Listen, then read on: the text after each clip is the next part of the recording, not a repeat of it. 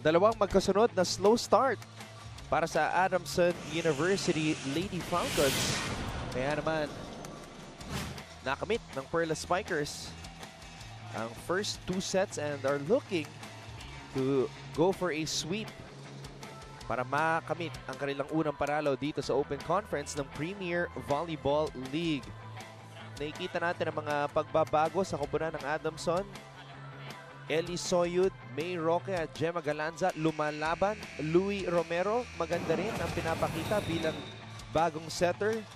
Pero mas solid ang pinapakita ng Perla Spikers. 14 attacks, 10 lamang para sa Lady Falcons. Blocking, napakatindi.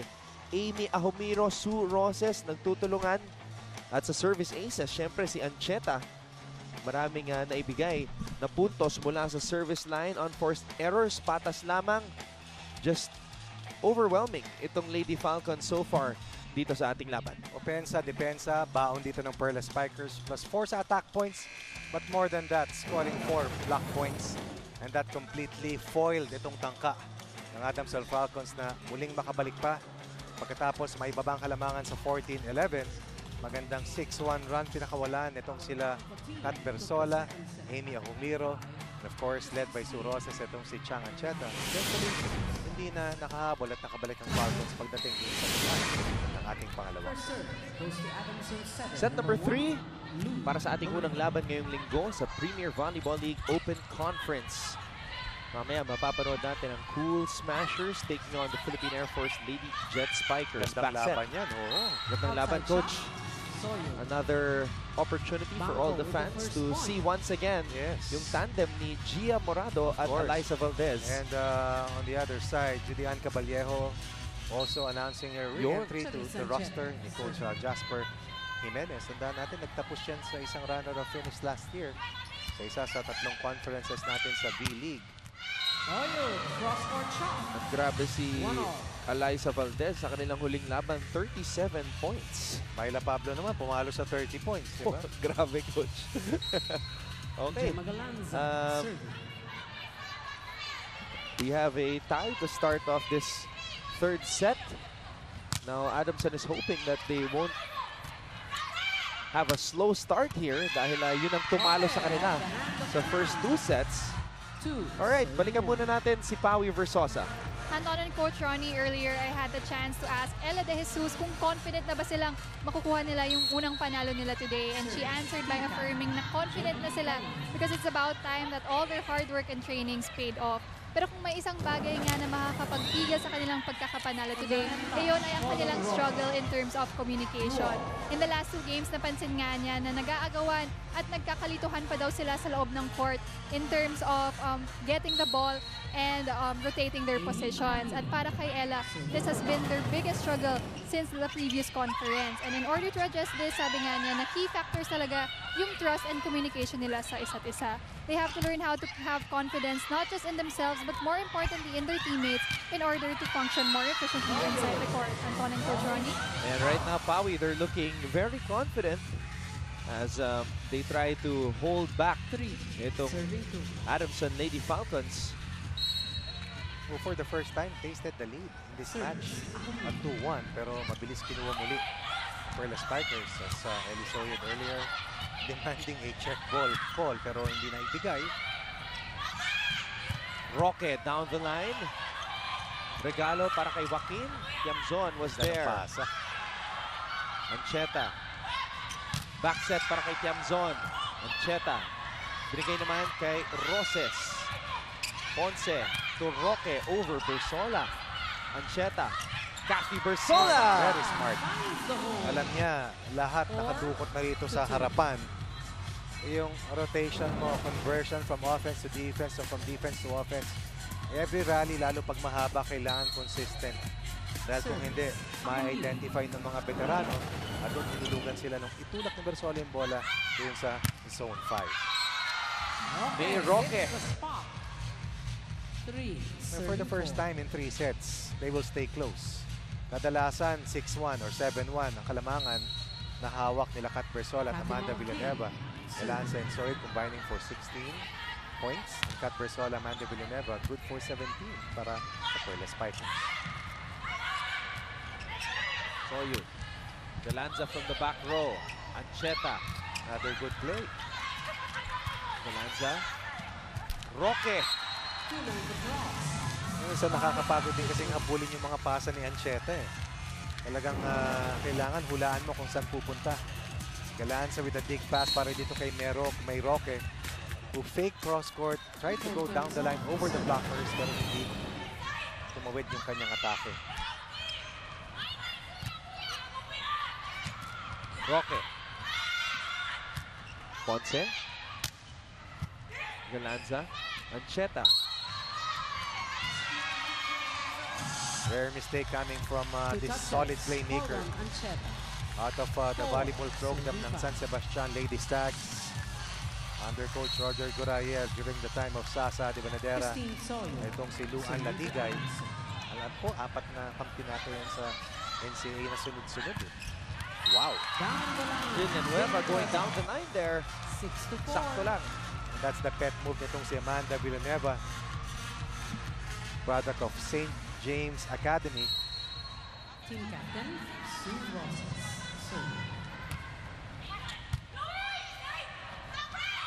Running attack. It hits the net. 7-4. And Perez unable to get through. Makita mo, Romero faked a back row pass and then went to the opposite way. Pero once again, attack errors nanganganak para dito sa team. Ang Lady Falcons lead is at its highest. 3 kalamangan ng Perla Spikers. Ayan, ang back row play. Ursola. Roque. And Roque gets another point para sa Lady Falcons. One thing is clear, talagang binibigyan ng kumpiyansa na Romero itong si May Roque. At binanggit ni Eliza Valdez yan tungkol kay Gia Morado. Talagang papalo yung scoring mo kung patuloy kang pupunta. And at one time, I believe, Valdez had 80 attempts, hindi ako nagkakamali in a game. Ganun karami siyang pinuntahan at pinasahan ni Gia Morado. Parang si Michelle Strizak nung Diba? naka-40 Kaya siya. nag-37 si Eliza eh. Villanueva through the block. First technical timeout. Villanueva 8. gets the Bangko. Perla Spikers to 8 points. Magbabalik po tayo dito sa SNA.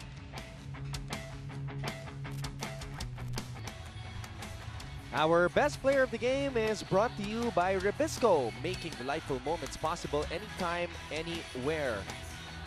And this Good Vibes Freeze moment is brought to you by Creamline. Magpa-Good Vibes, mag-Creamline Creamy Ice Cream. Yan. And we'd like to take this opportunity to congratulate our writer, si Adrian End D, of the on his first. Yes. engagement. Technical time. And we also like to congratulate Coach Ronnie Magsanok and Tita Bing. Happy anniversary! Thank you. Happy anniversary, Coach. Thank you. Thank you. 29 years. Wow! 29 years. Ang bait ng wife ko. Habang pasensya. Next year, 30 na, Coach. I know. The big 3-0. Is a net touch.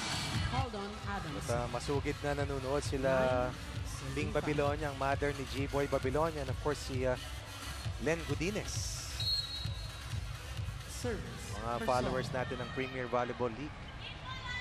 4-point lead, hawak ng Perla Spikers, also enjoying a 2-set advantage laban sa school team ng Adamson. Ahumiro. Tiamzon.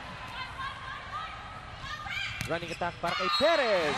With a runner. Perfect pass ni Romero para kay Perez. Serving nine. Playmakers, yung thought process napakabibilis. Yung diskarte, kailangan laging malinis. Guest player, Romero showing us Lian what Perez. she's made of. Serving for the Lady Falcons. We can't wait for her to see action in the UAP 2 years from now. Sagada, Ahumiro. Ahumiro. 10-6. Very efficient. High percentage attacker. Porsyentuhan talaga maglaro yan. Former UAP Finals MVP, Serving for Bangko. Amy Kiwi Ahumiro.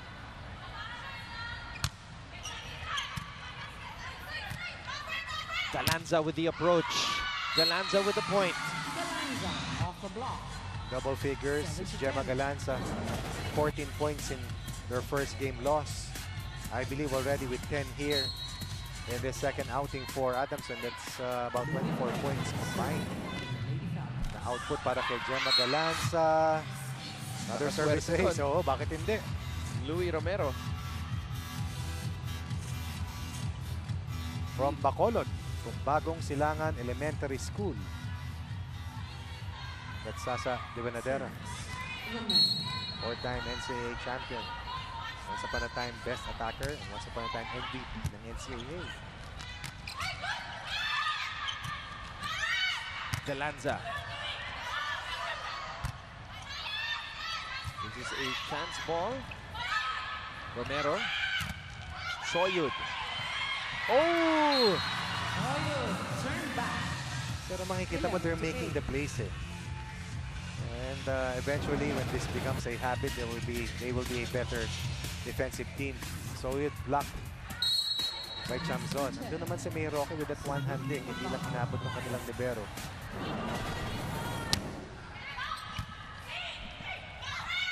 Galanza. And Galanza from the opposite side gets the point. At ngayon, coach, dumidikit ang Yes. Lady Falcons sa Perla Spikers. Walang komportableng kalamangan na hawak dito ang Perla Spikers. As Galanza beats the single blocker na si Nicole Chamzon. Parang ng beses nating narinig sa UAP yan. Ano? Roses, cross court. Process with a cross-court kill. Nung nakalipas na reinforced conference, the local players had to take a backseat sa mga reinforcements. Pero ngayon, todo lakas, labas ugat, at litaw na litaw yung husay ng ating local flavor na tinatawag. 12-9 ang ating talaan ngayon, pabor sa Perlas. Quick attack para kay Awit Joaquin. Hirap bantayan itong si Louie Romero pag nabigyan ng magandang first ball. Bilis pumasa. Tingnan mo, hindi man lang tumingkayat. Perfect pass and the quick play. Lead down to 2.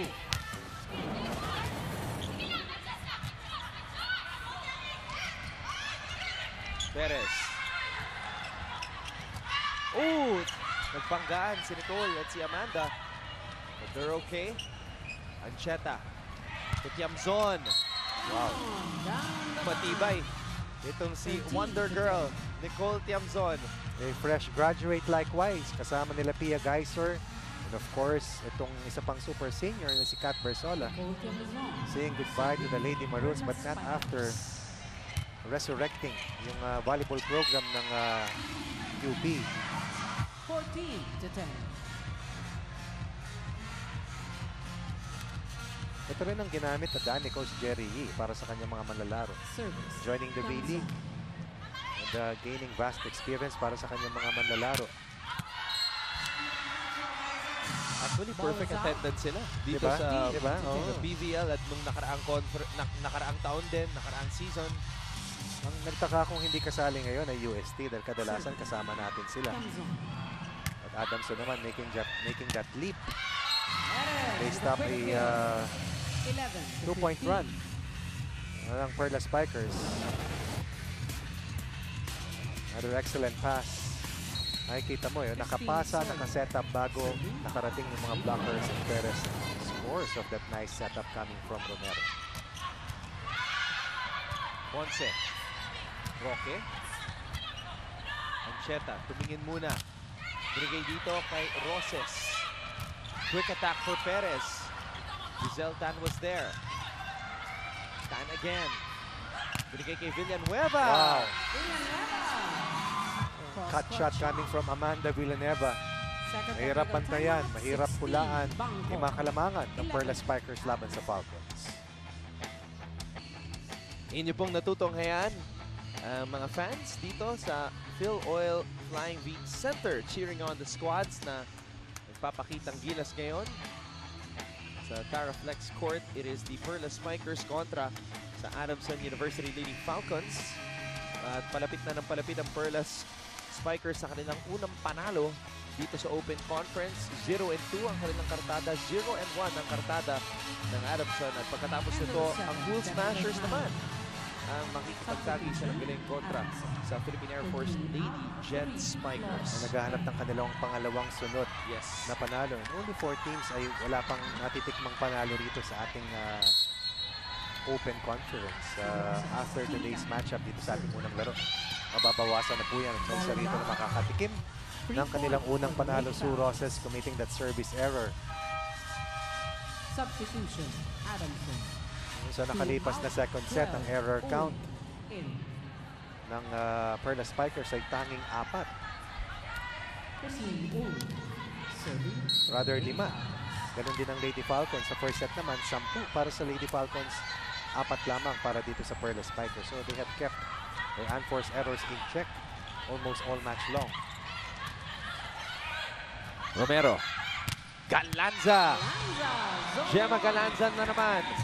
13-16. Litaw na litaw yung galing ni Gemma Galanza pag napakahusay ng playmaker na kasama. Ang bilis nung pasa. Hindi pa nakakarating yung second blocker. Nakapalo na si Gemma Galanza.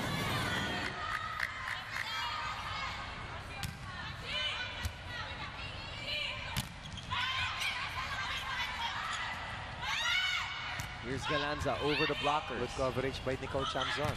Villanueva. Attackero. Villanueva. 14-16. Parang nasa ilalim siya ng bola ron kasamang Anton. Ancheta. Binigay sa kanyang open hitter. Hindi gumulong pakabila yung bola. Malamangan ngayon ay tanging 2. Cheta.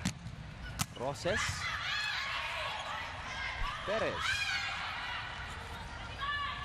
Villanueva. Cheta. Ooh! Overpass. And the Lady Falcons are down by At isa na lang ang kalamangan ng Perla Spikers. Yes, Adamson continues to charge back. 4 straight points para dito sa Falcons.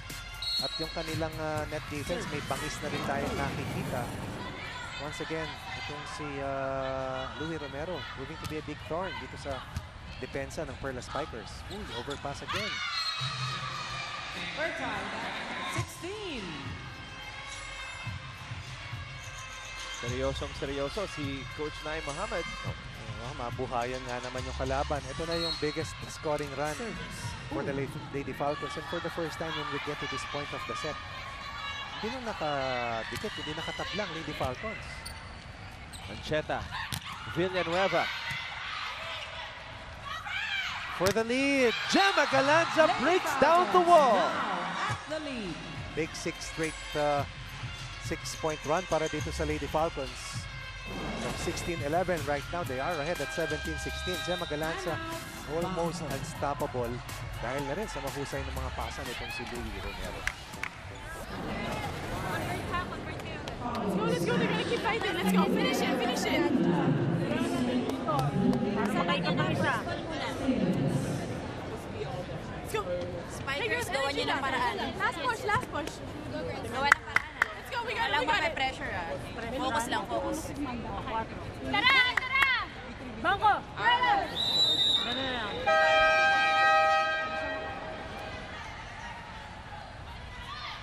So hindi natin nakikita yung pagiging gigil ni Coach Nay Mohammed. Tahimik lang siya, Tahimik oh. lang siya ngayon, Coach. Different demeanor in this third contest para sa mentor mula sa Thailand. Number 12, Christine Wu. Dati makikita mo, highly intense, di ba? Trying a different approach today. Bersola. Sala with a Nagising. quick kill.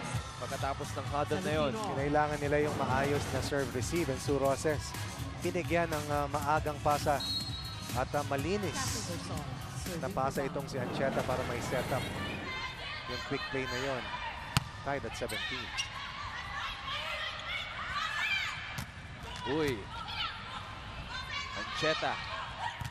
Villanueva. Could not get it over. Ball is up. At lamang na naman ulit Outside. ang Lady Falcons. Adamson up by 1 This is the third time nalalamang ang Falcons dito sa ating third set. Sa unang 2 sets, hindi man lang nakatikim ng silip ng lamang dahil maagang nalamangan at natambakan. Pero dito, desidido, determinado ang Falcons makuha itong set na ito.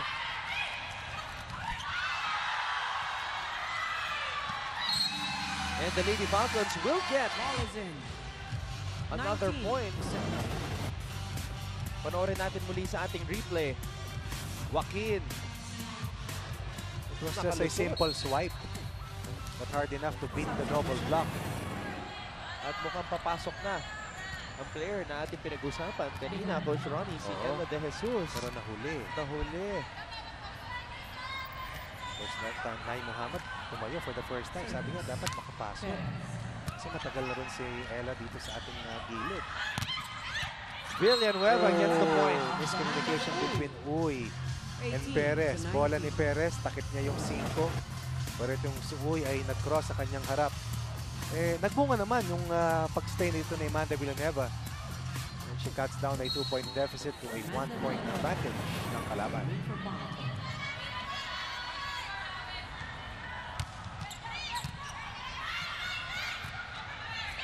Galanza. May naaamoy ang Lady Falcons dito sa set na ito. Ibang klaseng sigla ang ating nakikita mula sa kanila. They feel that they can steal one. What a save coming from Tan. Galanza na naman! And Gemma Galanza is feeling it! 20-18. Another booming point coming from Gemma Galanza. Exploding here in the third set. Combining with Substitution, Louie Romero. Adamson, 3 out. 13. Hindi nila mabantayan yung mga pasa rito ni Louie Romero. First to reach 20 points. 2-point advantage ng Lady Falcons.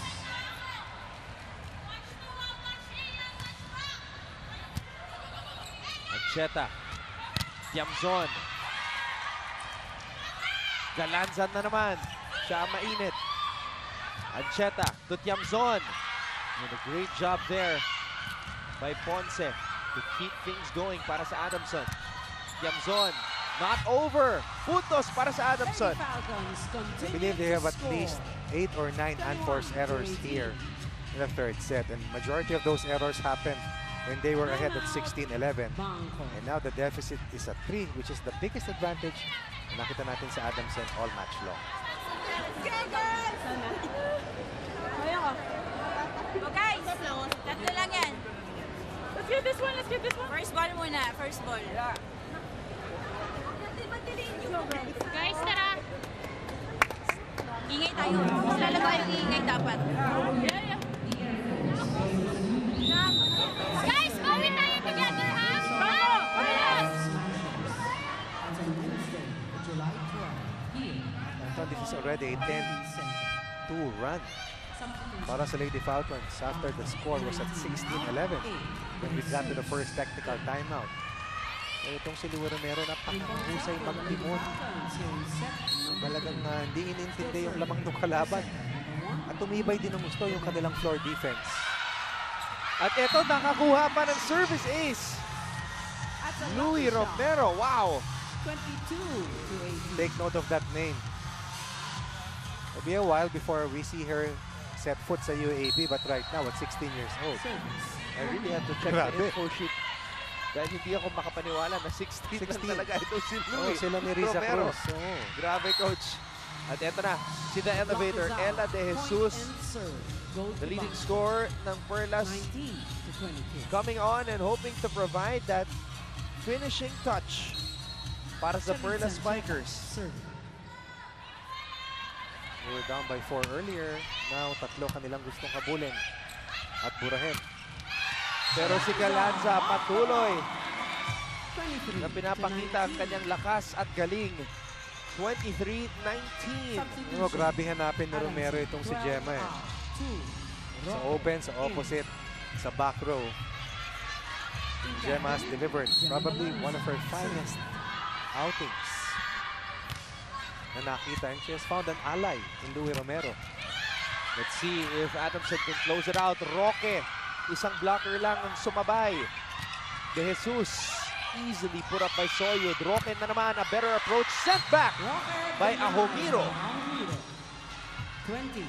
They were comfortably ahead at 16-11, pero sabi nga natin, dito sa set na to lamang nakita natin na hindi talagang decisive yung advantage ng Perlas.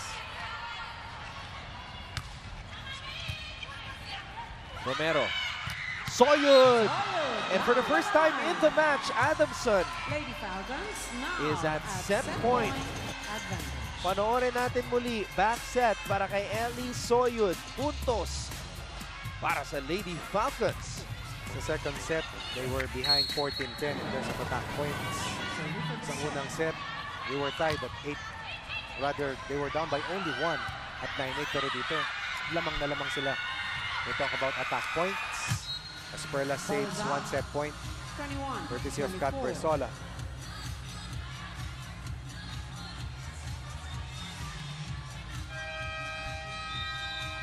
Timeout called by Coach Timeout, Air Lady Pada. Falcons. Hey, you gotta be ready for that. Okay, that's it. Game should be over right now. Okay, right now, make it up with the pass, make it up with the set, make it up with the hit. Okay. What are you running right now?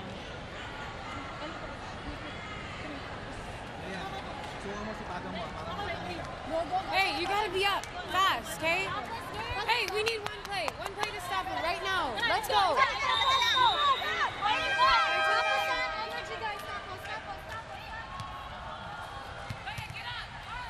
Set point advantage. Coach Air Lady Falcons does not with the want to service let belongs to this set go. Number 8, Ella. Tignan natin kung may tatapos ng Lady Falcons ito. 1 puntos na lang ang kailangan nila makuha to stay alive. Soyud for the set. Ancheta gets it to Villanueva. Tuloy pa rin ang rally. Panibagong pagkakataon. Roque. Ancheta pops it up. Dan sets it up for Roses. And Ponce sends it back. Woo! Grabe ang sipag. Masyado malakas. It goes long. Adamson University stays alive. Away, the third set. Tremendous fighting hearts for these young Clean your ladies. seats, folks. They stayed We in have the a hunt. fourth They fought set. really hard. Louis Romero led the way, and Gemma Galanza exploding here in the third set. And we will see a fourth set between the Perla Spikers and the Adamson Lady Falcons. A character-building set victory para sa Adamson University. We'll be back for set number 4. Ito po ang PVL Open Conference sa SNA.